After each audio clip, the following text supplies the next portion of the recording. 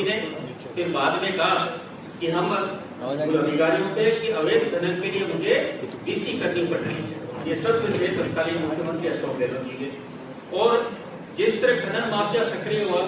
आप देखिए 2023 में सीएजी की जो रिपोर्ट आई उसमें खनन विभाग के ऊपर उन्होंने कहा कि ये अवैध खनन इसलिए हुआ क्योंकि खान विभाग को सरकार ने मॉडर्न टेक्नोलॉजी का उपयोग नहीं करने दिया। यदि तकनीक का उपयोग करते तो अवैध खनन राजस्थान की इस तरह नहीं होता। तो आप ये देखिए, और जिस तरह सीबीआई की स्पाइस सीक्रेट को विड्रॉ करने गई थी वो इसीलिए की थी, तो उसमें एक कारण ये भी था बड़ा कि उनको था खनन माफिया पर कहीं जांच नहीं आई, इस वजह से तत्कालीन मुख्यमंत्री अशोक गहलोत द्वारा सीबीआई से जांच विड्रॉ की गई थी राजस्थान सरकार। और आप ये देखिए, कौन भूल सकता है कि ब्रज की उन पवित्र पहाड़ियों में किस तरह अवैध खनन हुआ, जिसको लेकर महंत विजयदास जी को आत्मदाह करना पड़ा। और महंत विजयदास जी को ये साधु संत अवैध खनन को रोकने के लिए ब्रज की पहाड़ियों के लिए कांग्रेस की वरिष्ठ नेता प्रियंका गांधी से मिले, लेकिन कोई कार्रवाई नहीं हुई क्योंकि खुली छूट दी गई थी पूरे राजस्थान में अवैध खनन को। मैं बताना चाहता हूँ कि जब से माननीय मुख्यमंत्री भजनलाल शर्मा जी की सरकार आई है तो आप देखिए प्रदेश में मजबूत इच्छा शक्ति है और माननीय मुख्यमंत्री जी के जीरो टॉलरेंस टुवर्ड्स भ्रष्टाचार और गलत कार्यों के प्रति, अवैध खनन के प्रति सरकार के लगातार कार्रवाइयों से इन घटनाओं में भारी कमी आई है। मैं कुछ आंकड़े आपके समक्ष प्रस्तुत करूंगा, तो आंकड़े आपके समक्ष है, सबके सामने पब्लिक डोमेन में, इनसे आपको लगेगा कि किस तरह माननीय मुख्यमंत्री भजनलाल शर्मा जी के नेतृत्व में मुख्यमंत्री जी रहते हैं। वहां पे एक वरिष्ठ नागरिक को अवैध खनन बजरी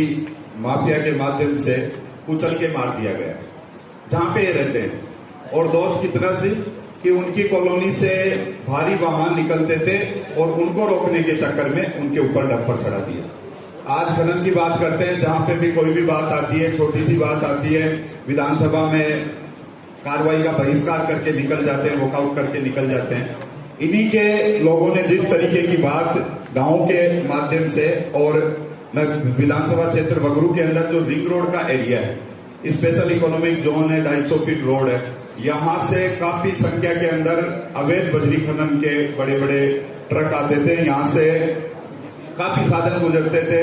और उस समय दर्जनों शिकायतें उस समय दर्ज हुई, मगर उसमें किसी प्रकार की कोई कार्रवाई उस समय हुई नहीं। गांव के अंदर अवैध बजरी खनन के जो साधन गुजरे, जिस तरीके की जो बात हुई, मैं एक पोस्टर के माध्यम से भी इन समय जो हुआ और इनकी सरकार के माध्यम से, आज तो हमारी भारतीय जनता पार्टी की सरकार को तो मात्र 1 साल हुआ, और जिस तरीके से भजनलाल शर्मा जी के नेतृत्व के अंदर बजरी माफिया हो, चाहे पेपर लीक माफिया हो, खनन माफिया हो, इस प्रकार की एक योजनाएं जिस तरीके से मंत्री जी ने यहाँ पे रखी है, एक मजबूत नीति बना के सरकार हमेशा आगे की ओर कदम बढ़ाने के लिए प्रयास कर रही है। मगर कांग्रेस की सरकार के अंदर जिस तरीके का हुआ, और वो वाक्य किसी से छुपा हुआ नहीं, इन्हीं के वरिष्ठ विधायक ने जिस तरीके से पेपर के माध्यम से, पोस्टर के माध्यम से और पूरी विधानसभा के माध्यम से जिस तरीके का कहा, खाया रे खाया, भाया ने खाया, और सब लोगों ने देखा, जिस तरीके से देखा, राजस्थान से छुपा हुआ नहीं था, सब लोगों ने जिस तरीके से देखा। और आज इनको भजनलाल जी की सरकार के ऊपर कोई न कोई बात आती है तो ये विधानसभा के अंदर जिस तरीके का कृत्य करके निकलते हैं, तो ये इन लोगों को शोभा नहीं देती। मैं जिस तरीके की बात अभिमानीय